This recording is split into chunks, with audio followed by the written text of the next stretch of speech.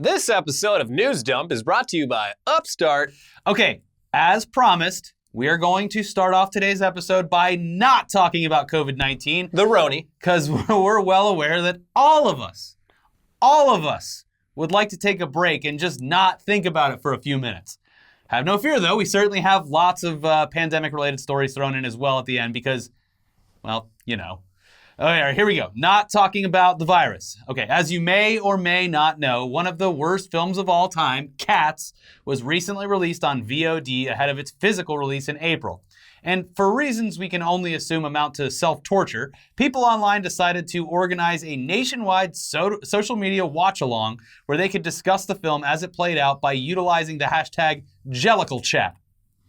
Yeah, so it was mostly fun and games and a good way to keep your mind off of other things for a while. People mocked the film for being terrible, of course, and provided minute-by-minute takedowns and reactions of the film as it played out in their homes.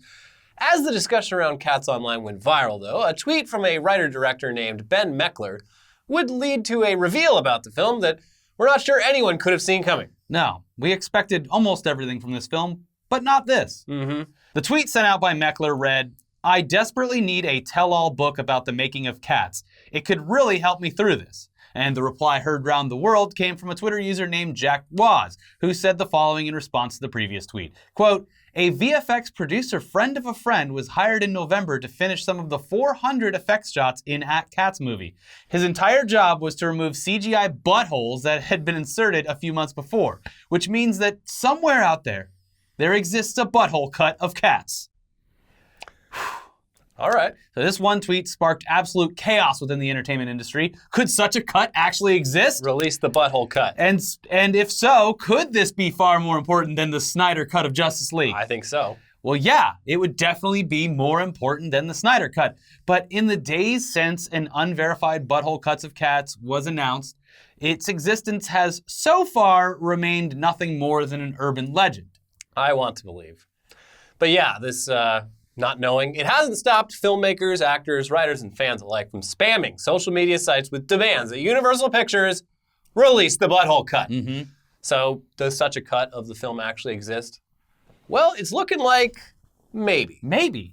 I mean, yeah, you thought we were going to say no, right? That's ridiculous. Why would there be buttholes on the Cats? But it turns out that, well, it's not necessarily the case that a true butthole cut of Cats exists. There is a little bit of a middle ground here. Yeah. So after 2 full days of the internet, journalists, and people within the industry scrambling to prove the validity of the accusation and procure a copy of this butthole cut, some answers have been found. Yes.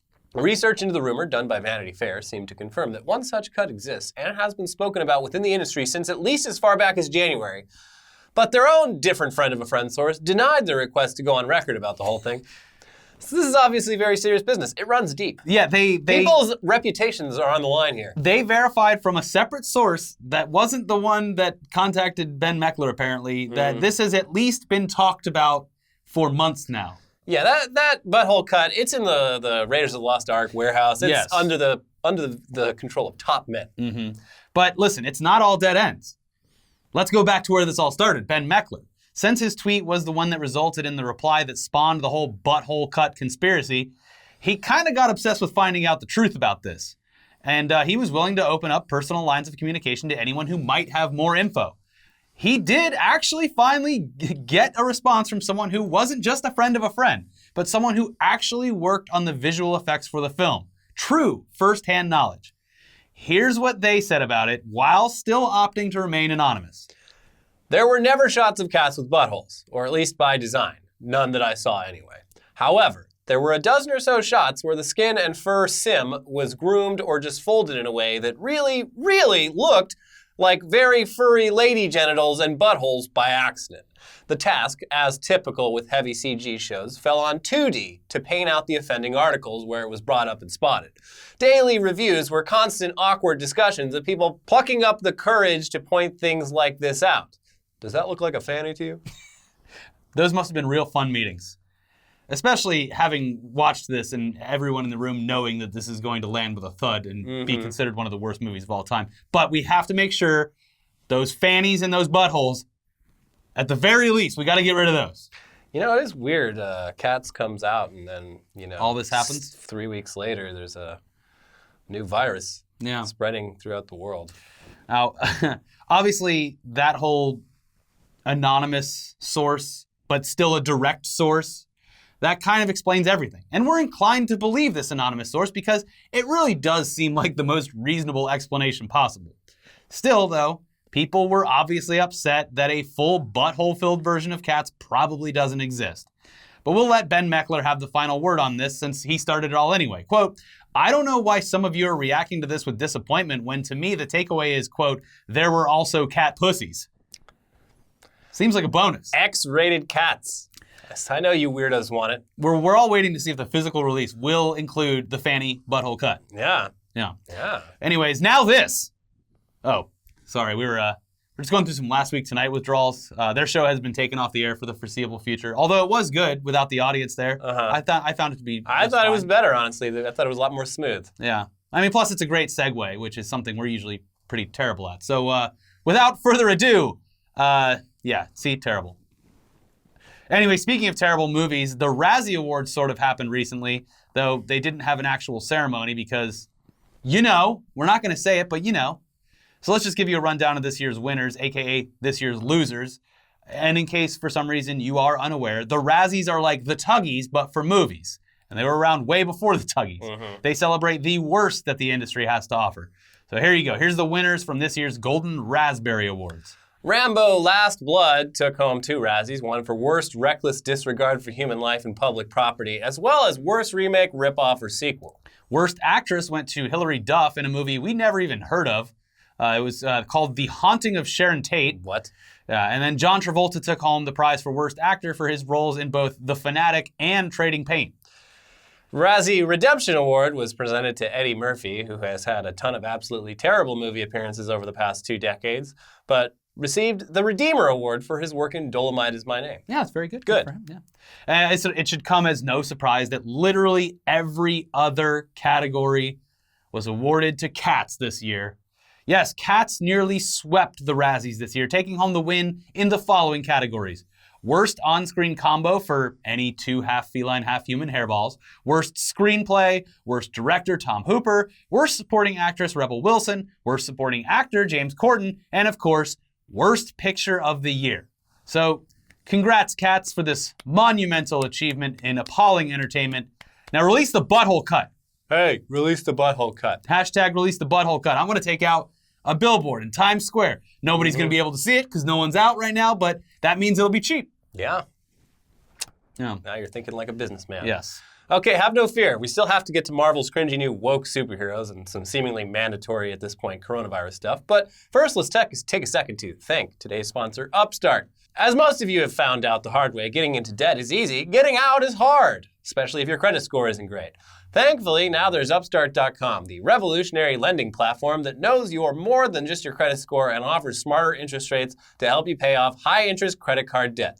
We've both been there. Credit card interest rates are terrible, and transferring your debt to a loan with a much better interest rate means getting out of debt a whole lot faster. Upstart goes beyond the traditional credit score when assessing your credit worthiness. They actually reward you based on your education and job history in the form of a smarter rate. Upstart believes you're more than just your credit score.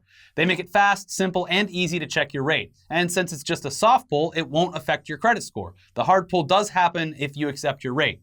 And the best part is once the loan is approved and accepted, most people get their funds the very next business day.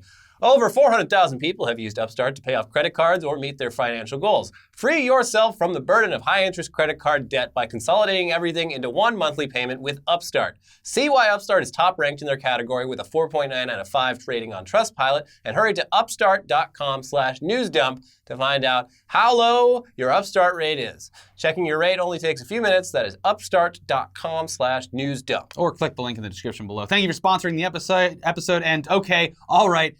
Oh God, here we go. Listen, we agree with you.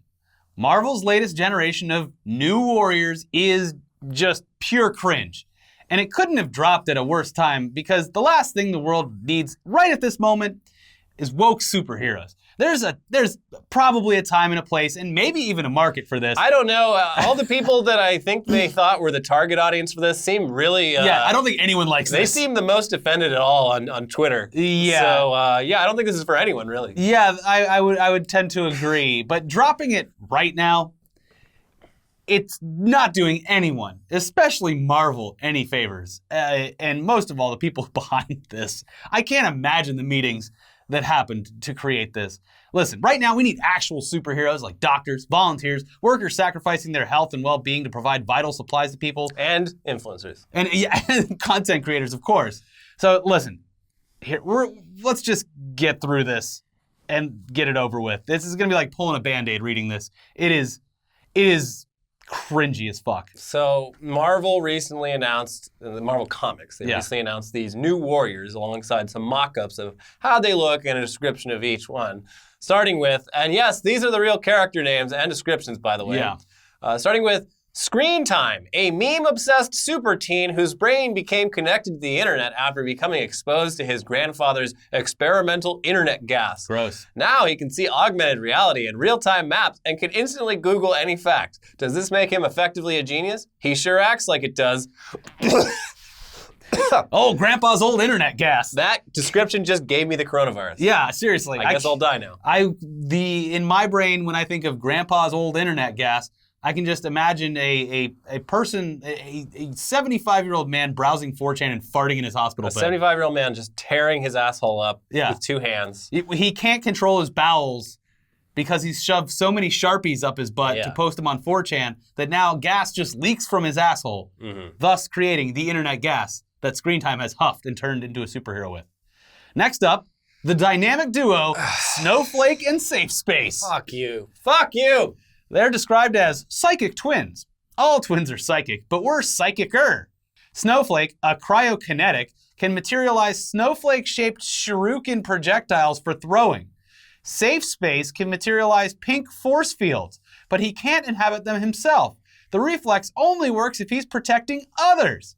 They're hyper-aware of modern culture and optics, and they see their superheroics as, quote, a post-ironic meditation on using violence to combat bullying.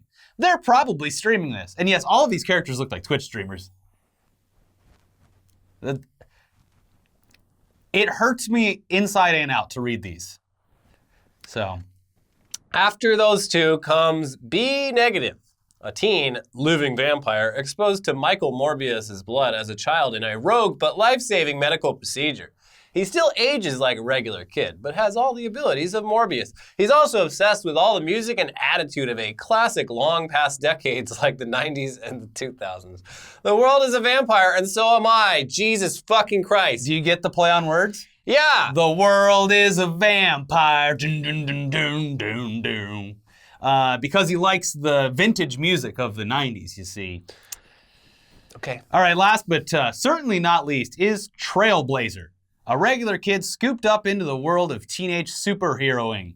Her magic backpack is actually a pocket dimension with seemingly infinite space, from which she can pull out useful or random objects, most likely sporks to poke badgers with. It's not always under her control, though. She claims to get her power from God, but not the God you're thinking of. Honestly, we're just... Oh, that's what I wrote. We're just speechless. So let's get into something less cringy, the coronavirus. So, okay. See, we provided you with a lot of stories there that weren't COVID-19 related. Now we can all settle down for yet another update. We got some... It's not good news, I'm sorry. As you're probably well aware by now, Disney made it official by announcing that Marvel's Black Widow has officially been postponed. Yeah. We all saw that coming, and as far as we've seen, at least by when we filmed this video, there was no new release date information available, nor were there any indication that the film would be coming straight to Disney Plus as opposed to a straight theatrical release. Yeah, it's just kind of in the air. But even if they'd kept the film on track for release, it wouldn't have mattered much at all because... Yeah, it was also made official this week that all theater chains are finally closing down to just completely after trying to stagger their seating sections. It was a nice try. Putting trash bags over seats. Yeah, like, it was a nice try on their part, yeah. But they're now just officially closing down so they can adhere to the guidelines passed down from state and local governments. AMC, Regal, Alamo, Cinemark, and probably a bunch of chains that neither we nor you have ever heard about. They're all shutting their doors for the foreseeable future starting on different dates. Check your local listings. Yeah, I wouldn't suggest even going out to a theater if they were still open. No. But I know for sure AMC closes on Tuesday. They're trying to get one last weekend of Bloodshot in. One last ride. Yeah. Bloodshot is coming straight to VOD as well. Bloodshot's coming to VOD, and Birds of Prey is releasing early. It's releasing next week. I want to see that. That's cool. Hey, listen, I actually like this. This is a great time for me, who I would go to the movie theater more. I just don't. Yeah. There's always movies I want to see, but I'm like, I gotta go. And then you forget by the time they actually come out. I gotta park somewhere. I gotta buy my tickets far enough in advance so I can get the seats that I want.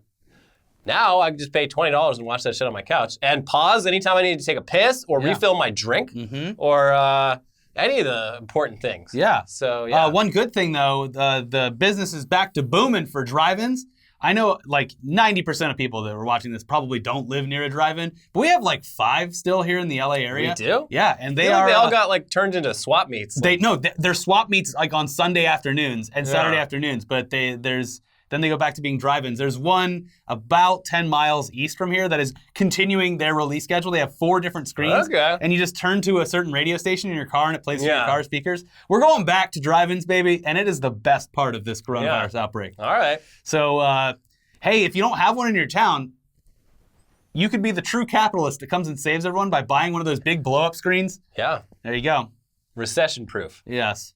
ESPN, who has no content right now, because all the sports are gone. Yeah, even their commentators are like, I don't know what I'm supposed to talk about.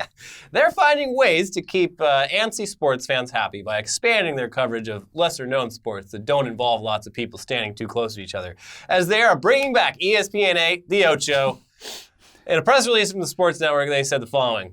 No, it's not the 8th of August, or the 8th of anything, or even August at all. That's the magic of ESPN The Ocho. It's back, baby. There's always a place for a full 24 hours of seldom-seen sports. So Sunday, March 22nd on ESPN2 will be just that, a full day of exciting content from Ocho stunts past. This will be the 4th edition of ESPN The Ocho since the initiative began in the summer of 2017, inspired by the 2004 hit movie Dodgeball, a true underdog story, featuring Vince Vaughn, Christine Taylor, and Ben Stiller. The lineup includes the following. Stupid Robot Fighting League, created in New Zealand by John Espin. Yes, that's actually his real name. Stupid Robot Fighting is a rather unique form of fighting that pits 2 life-sized hanging puppets controlled by an operator sitting behind each stupid robot. Okay. 2019 Gels Marble Runs. Oh, these are great. These are races in which both participants and spectators are marbles. Yes, the crowd is marbles. Yeah. It's just like there's a game, Marbles on Stream, that's great. Yeah. So this is the real version of that. Then there's Cherry Pit Spitting. The 46th annual Cherry Pit Spitting competition is held each year in Eau Claire, Michigan, with one goal for competitors, to spit the farthest cherry pit. I don't think we should be encouraging spitting right now. Yeah. This is a bit ill-advised. Well, it's the Ocho. They don't follow the rules. No. They make their own.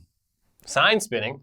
The 12th annual World Sign Spinning Championship, held in Las Vegas, brought together AA Aero sign spinners from more than 50 cities and a dozen countries to assess style, execution, and technical sign spinning ability. And there's the 2007 World Sports Stacking Championships. Sports stacking can be an individual or team sport where participants stack specially designed cups in predetermined sequences as fast as possible. Oh, I remember when that was cool for 6 months. Yeah, I learned about it 15 years There was ago. a show on Nickelodeon a long time ago called Figure It Out. Mm-hmm. And it was, people had talents or special abilities. And one of the episodes had a pro stacker on it. Whoa, he turned that whole castle made of cups into one cup. Mm-hmm. There's the 2019 Death Diving World Championship. This is an amateur diving sport performed from a 10-meter high platform with separate competitions for classic and freestyle. Yeah, there's a bunch more. There's putt-putt golf competitions and stuff like that. There's a whole schedule. ESPN I don't know on Sunday why, is gonna be wild.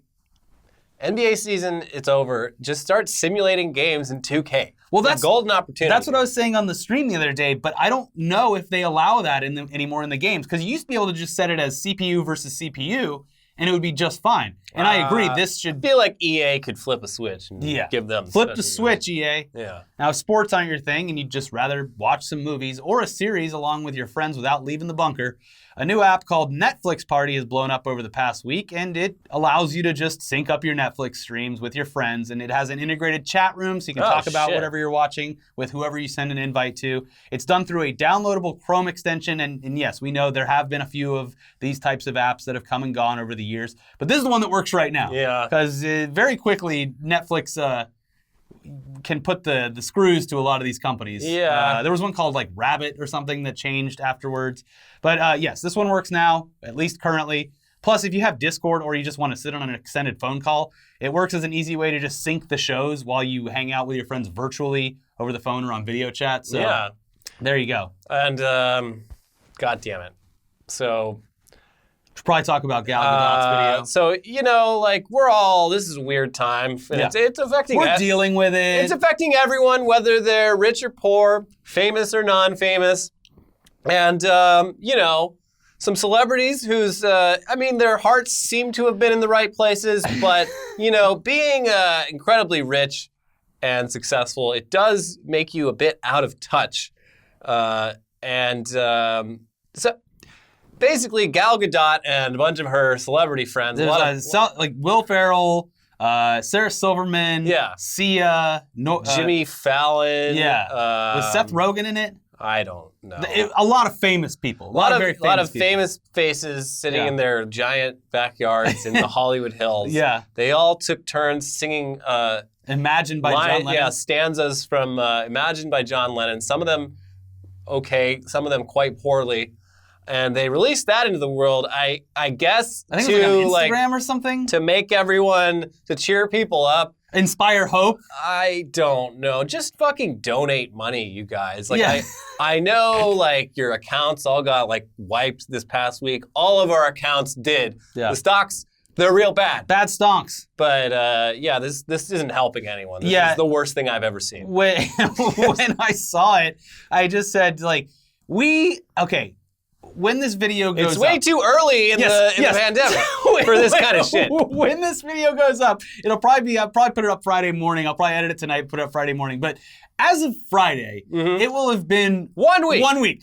One week. And if this is how people are reacting after less than 1 week in self-isolation, we are doomed. Yeah, we're looking at 4 to 6 weeks minimum. Bare minimum. But realistically... Probably 4 months. Probably 4 months. Yeah. And we're 5 days into this fucking thing. And people are already making the shit that you would see at the beginning of an absolute disaster zombie movie.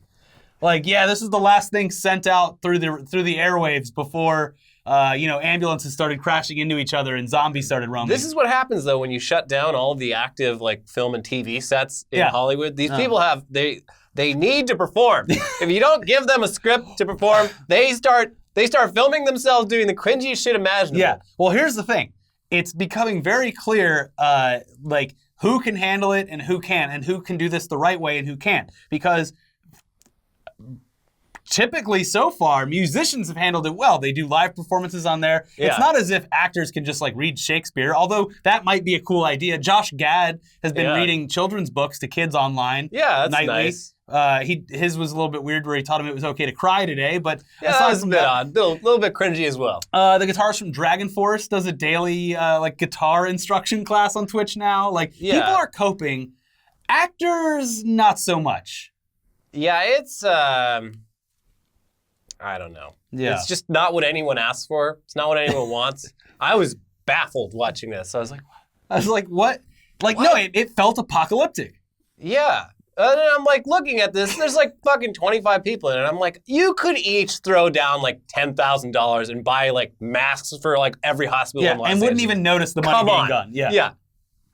Oh, and speaking of that, speaking of just plain virtue signaling, this fucking Gamers for COVID-19 thing, where I went to the site, I was like, oh, look at all these huge, gigantic gamers, Twitch streamers who have just boatloads of money, are hey guys, committing to staying inside, hey and guys, that's it. Yeah. You know how we're all there's a pandemic and everyone's being told to stay inside? Well, we're going to do the same thing we do every fucking day anyway, since we all became streamers. Yeah. And we're going to game indoors. Yeah. So... are you a bad enough dude to take the pledge to stay inside, which is what CDC, national, local, and state governments are actually telling you to do? Are you a bad enough gamer to do that? By the way, this site, all it has is a place to put your name in and hit pledge. And when you do that, it says, thanks, Ninja, for taking the pledge. Now tell other people to take the pledge. There's nothing there. That's it? There's no There's no donation button to any causes, Meals on Wheels, no Red Cross, anything like that. There's no links to anything to donate. And all these huge gamers who are yeah, I did it. I took the pledge. without fucking donating anything, you're just patting yourself on the back for doing absolutely Yeah, nothing. you should have to at least pour a bucket of ice on yourself or something. Come on. Here's the thing, and it's like, oh, well, I'm assuming what the excuse would be, oh, we're spreading awareness. Hey, guess what? It's the biggest thing on earth. Yeah, I don't think a whole lot of people are unaware. Yeah. I don't think that's a concern. We're signing a pledge. We're going to break down the gates of that Big Brother house and tell them what's going on. Listen, guys, I don't know about everyone else, but me personally, I'm a gamer. I think this COVID-19 is pretty bad. And I mean, I don't care what you say. Yeah. Not a fan of it. So I hope I inspired you today. Bring on the downvotes, I guess. Fucking Christ. All right. Well, that's it for us today. IRL streamers have got to be in a tight spot right now. Oh, because they can't go outside? Yeah, Well, those they can assholes talk to with like people. the backpacks that always just like fucking go around LA, like getting the cops called on them and shit. Oh, I'm sure. Well, they're probably still out doing that. Yeah, probably. They're down at spring break in Clearwater. Yeah. By the way, the Florida, before we go, Florida did finally announce that they're closing the beaches. Oh, only like a week late. No, but after the weekend. Jesus Christ. Anyways, thanks for watching. Be sure to check out our other videos over here. We'll see you very soon for a new episode of Weekly Weird News. Stay strong out there. We'll keep on keeping on here. We'll be making videos for you for the, we're doing it anyway, so we will keep you entertained as best as we can to the best of our here on ability. the front lines of the, the war against COVID-19, we will continue in the face of this pandemic to post. Yeah. So they said it couldn't be done. Well, damn it. it's a thankless job. Yeah. But we're just going to keep doing it. I'm going to make sure to wear, I'm going to start carrying the YouTube play button around so that people in airports thank me for my service. Come through. Wait, you get the veterans discount? Yeah. After this, we better get a veterans discount. Sir, would you like to come up to the Sky Lounge? Thank you. The Bob Hope USO. The Bibo. Invite us to the USO. Hey, where did cowards. you guys serve? Where are you? Internet during COVID-19. Yeah. Okay. All right, Thank you videos for are your over here service. now, finally. Sorry, we ranted a bit at the end. Here's the videos. Sorry. We'll see you very soon for Weekly Weird News. Stay safe. Bye. We love you. Bye.